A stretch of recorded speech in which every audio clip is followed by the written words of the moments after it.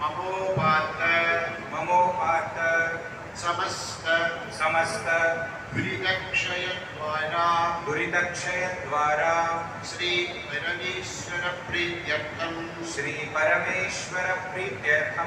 अस्माकं क्षेम स्थैर्य वीर्य विजय आयु आरोग्य ऐश्वर्य अभिवृद्ध्यर्थम भक्ति ज्ञान वैराग्य सिद्ध्यर्थम विद्या विनय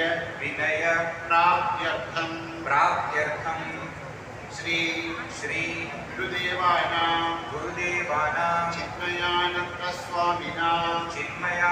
स्वामिनां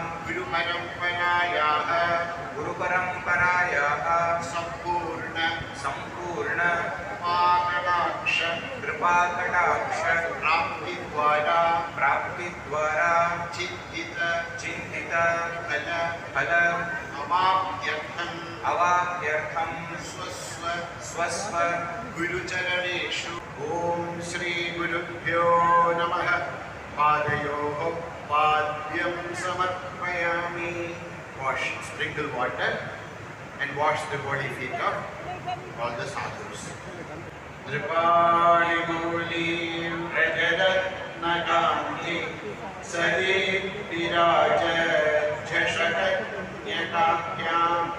कृपत्वदाभ्यां नतलोकवन्दे नमो नमः श्री गुरुपादुकाभ्याम् ओम श्री गुरुभ्यो नमः। Please drink the water.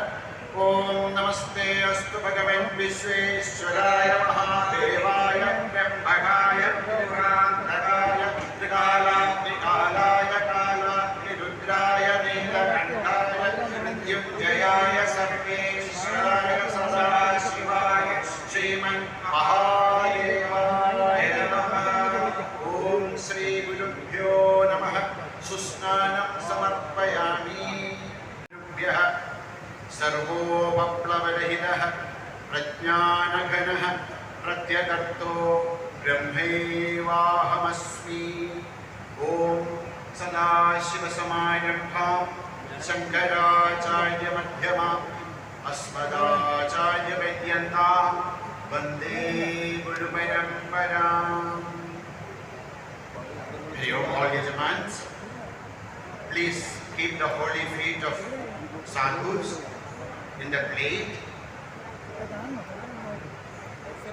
Keep the plate under the feet of sadhus.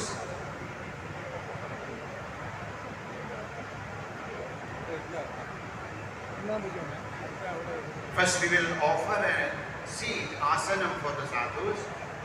Take a flower in your hand.